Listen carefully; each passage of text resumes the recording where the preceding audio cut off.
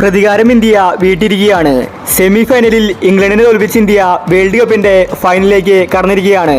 68 റൺസിനാണ് India കളി ജയിച്ചിരിക്കുന്നത്. 103 റൺസിൽ England all ഔട്ടായി. നാണം കെട്ട തോൽവിയാണ് ഇംഗ്ലണ്ട് ഇന്ന് ഏറ്റുവാങ്ങിയത്.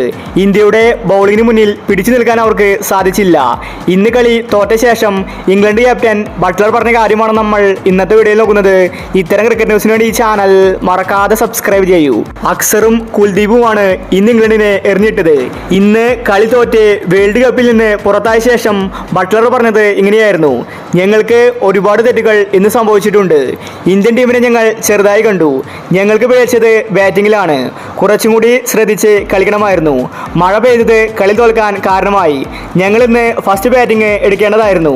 ഈ പിച്ചിന്റെ സ്വഭാവം അനുസരിച്ച് സെക്കൻഡ് ബാറ്റ് ചെയ്യുന്നവർക്ക് കളിക്കാൻ സാധിക്കുന്നില്ല. അതാണ് ഞങ്ങൾക്ക് പണിയായത്. കളി തോൽക്കാൻ കാരണം അത് പിച്ചാണ്. അതുപോലെ ഇന്ത്യൻ ടീമിനെ ഞങ്ങൾക്ക് ഒതുക്കാൻ സാധിച്ചില്ല. ഇന്ത്യ ഇന്ന് മികച്ച ടാർഗറ്റാണ് നേടിയിട്ടുണ്ടായിരുന്നത്. രോഹിത് ശർമ്മ, സൂര്യകുമാർ, ഈ ഒരു പാർട്ണർഷിപ്പ് ബ്രേക്ക് ചെയ്യാൻ ഞങ്ങൾക്ക് സാധിച്ചില്ല. രോഹിത് ശർമ്മയെ പെട്ടെന്ന് ഔട്ടാക്കിയെങ്കിൽ ഇന്ന് ഞങ്ങൾ കളി ജയിച്ചേനെ. വേൾഡ് കപ്പിൽ നിന്ന് പുറത്തായതിൽ ഒരുപാട് വിഷമമുണ്ട്. അടുത്ത വർഷം ഞങ്ങൾ ശക്തമായിട്ട് തിരിച്ചു വരുമെന്ന് ബട്ട്ലർ വ്യക്തമാക്കി. സെമിയിൽ ഇന്ത്യൻ ടീമിനെ തോൽപ്പിച്ച് ഫൈനലിലേക്ക് കടക്കാമെന്നാണ് ഇംഗ്ലണ്ട് കരുതിയത്. എന്നാൽ ഇന്ത്യ രണ്ടും കൽപ്പിച്ചാണ് വന്നിട്ടുണ്ടായിരുന്നത്. ഇന്ത്യ ആ പ്രതികാരം വീട്ടിയിരിക്കുകയാണ്. ഇന്നത്തെ മത്സരത്തിൽ എടുത്തു പറയേണ്ടത് രോഹിത് ശർമ്മയുടെ ബാറ്റിംഗ് ആണ്. അദ്ദേഹം ഇന്ന് മികച്ച കളിയാണ് കാഴ്ചവെച്ചത്. അതുപോലെ അക്സർ പട്ടേലും. പ്ലെയർ ഓഫ് ദി മാച്ച് ആയത് അക്സർ ആയിരുന്നു. ഇംഗ്ലണ്ടിന്റെ വിക്കറ്റുകൾ യഥാക്രമം നേടിയത് അക്സറാണ്. അക്സറിന്റെ ബൗളിങ്ങിന് മുന്നിൽ ഇംഗ്ലണ്ട് നാണം കെട്ടു.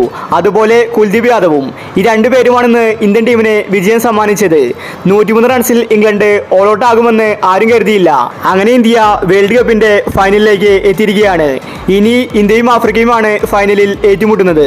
അപ്പോൾ ഇത്തരം ക്രിക്കറ്റ് ന്യൂസിന് വേണ്ടി ഈ ചാനൽ മറക്കാതെ സബ്സ്ക്രൈബ് ചെയ്യൂ.